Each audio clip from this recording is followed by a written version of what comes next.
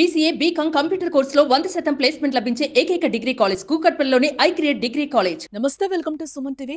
కూటమి ప్రభుత్వం అధికారంలోకి వచ్చాక CM Chandrababu Naidu powerful and dynamic ఆఫీసర్లను వెతికి మరీ బాధ్యతలు అప్పగిస్తున్నారు. మరోవైపు పవన్ తన పేషీలో యంగ్ ఐఏఎస్లను నియమించేందుకు రంగం సిద్ధం చేసుకున్నారు.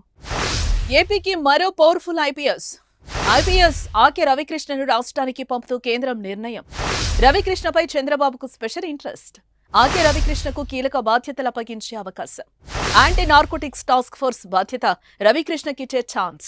ప్రస్తుతం కేంద్ర ఇంటెలిజెన్స్ బ్యూరోలో ఉన్న రవికృష్ణ కూటమి ప్రభుత్వం అధికారంలోకి వచ్చాక CM Chandrababu Naidu powerful and dynamic ఆఫీసర్లను వెతికి మరీ బాధ్యతలు అప్పగిస్తున్నారు. మరోవైపు పవన్ తన పేషీలో యంగ్ ఐఏఎస్లను నియమించుకునేందుకు రంగం సిద్ధం చేస్తున్నారు. తాజాగా రాష్ట్రానికి మరో డైనమిక్ ఆఫీసర్ వస్తున్నారు. అతడి ఐపీఎస్ ఆకే రవికృష్ణ.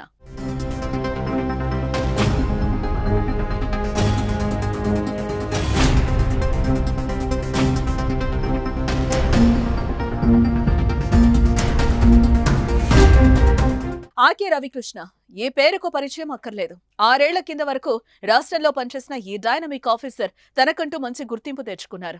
2006 బ్యాచ్ కు చెందిన ఆయన గతంలో పార్వతీపురం, చింతపల్లిలో ఏఎస్పీగా పనిచేశారు. అలాగే కొత్తగూడెం ఓఎస్డీగా పనిచేశారు. ఉమ్మడి గుంటూరు, కర్నూలు జిల్లాల ఎస్పీగా, టీటీడీలో భద్రతా అధికారిగా పనిచేశారు. అనంతరం 2018 నుంచి ఇంటెలిజెన్స్ బ్యూరోలో పనిచేస్తున్నారు. రవికృష్ణ పనిచేసిన ప్రతి చోట సంఘ విద్రోహ శక్తులకు సింహస్వప్నంలా నిలిచారు. చూడ్డానికి చాలా సైలెంట్ గా, సాఫ్ట్ గా కనిపించే ఆయన స్ట్రిక్ట్ అండ్ సిన్సియర్ ఆఫీసర్. రాజకీయ నాయకుల ఒత్తిడులకు తలొగ్గే రకం కాదు. కేవలం మంచి ఆఫీసరే కాదు, మానవత్వం ఉన్న మనిషి. సమాజంలో మార్పు కోసం ఆయన చేసిన ప్రయత్నాలు ఆదర్శనీయం. కర్నూలు ఎస్పీగా రవికృష్ణ తనదైన ముద్ర వేశారు. కరుడుగట్టిన ఫ్యాక్షన్ పల్లెల్లో మార్పులు తీసుకొచ్చారు.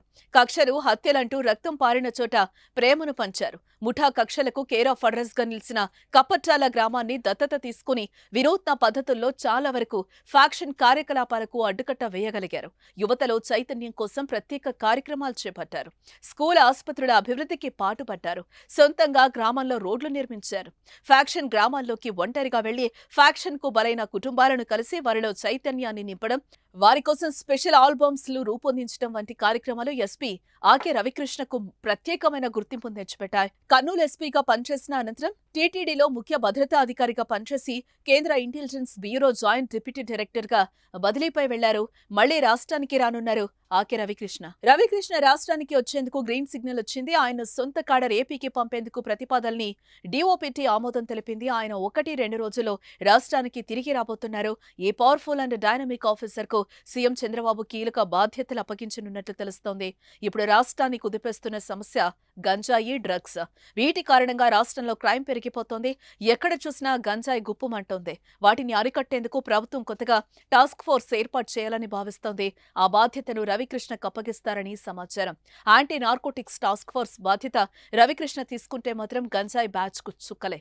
మరి చూద్దాం ఏం జరుగుతుందో. ప్రభుత్వ నిర్ణయంపై మీ అభిప్రాయాన్ని కామెంట్ రూపంలో తెలియజేయండి.